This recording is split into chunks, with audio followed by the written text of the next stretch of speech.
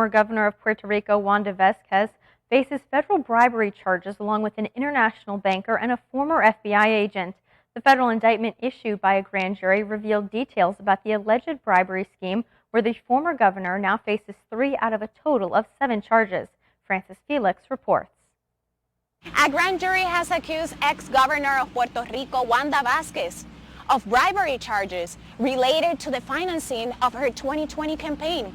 She's been accused of 7 charges and a scheme worth more than $300,000. Culpables de participar en el esquema de sobornos mediante informations. In a press conference, the head of the Federal Prosecutor's Office in Puerto Rico, Stephen Muldrow, indicated that the former governor, Wanda Vasquez, was accused of conspiracy, bribery, and electronic fraud and was arrested earlier in the morning.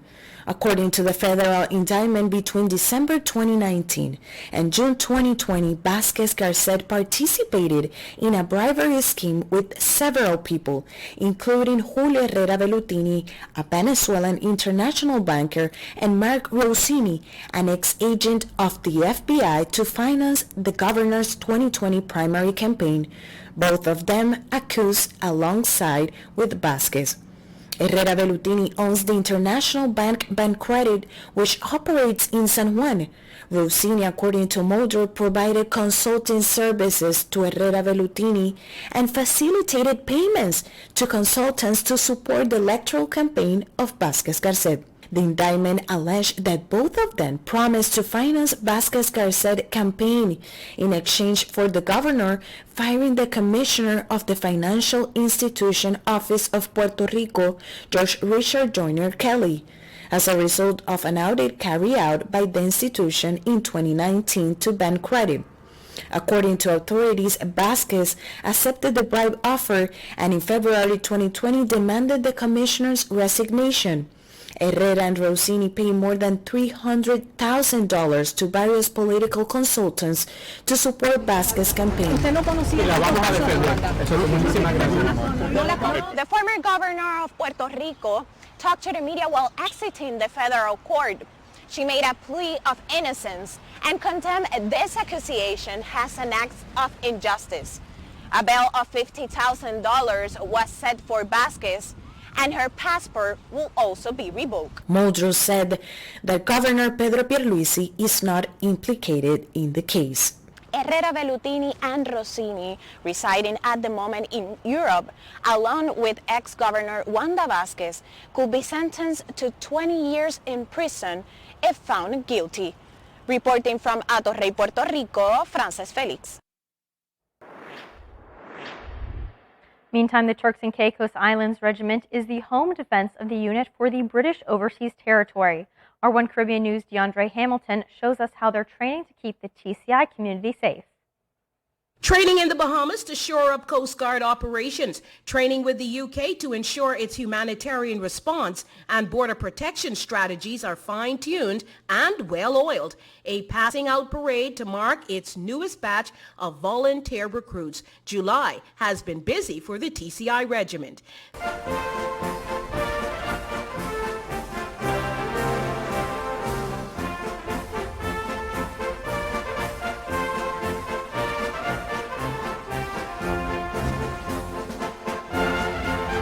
The regiment in 2 years is developing by leaps and bounds. The governor recently toured a training exercise at Bird Rock Point in Providenciales and shared his thoughts. Yeah, it's a fantastic sense of deja vu. I was here last year watching the first group of recruits go through that, if you like, set up the regiment, and now we're back here a year later, second batch of recruits coming through. It's going to really reinforce, strengthen and grow what we've already got.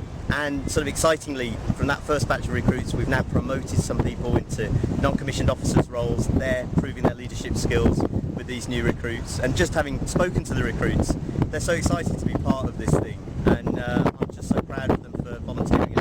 Setup of the field hospital, a simulation of a frantic islander injured in a pretend hurricane, and incognito operations along these rocky shores, infamous for illegal boat landings for human, drug, and gun smuggling. Lieutenant Colonel Ennis Grant weighed in on the value of the exercises.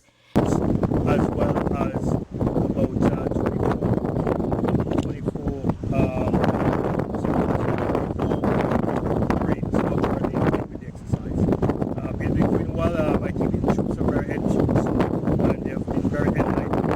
DeAndre Hamilton reporting.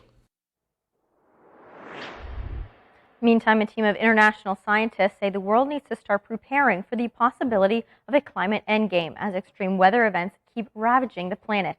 Ian Lee has the latest.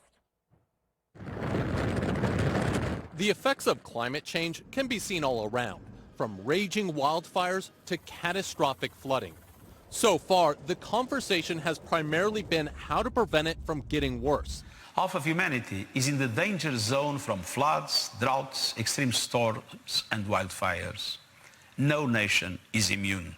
But now a team of international experts led by Cambridge University says we should be prepared for failure. Right now, I think we're being naive. We're not looking at the worst case scenarios at all, really.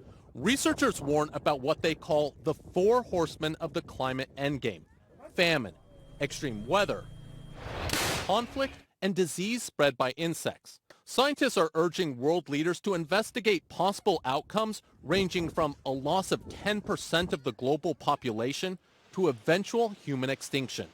The ultimate purpose of this area of study, it's not supposed to be any kind of disaster voyeurism. It's supposed to be about understanding to prevent the worst case.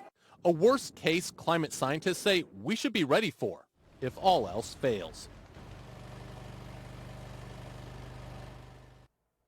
Researchers say with current emissions, within 50 years, 2 billion people could experience an annual average temperature of more than 84 degrees.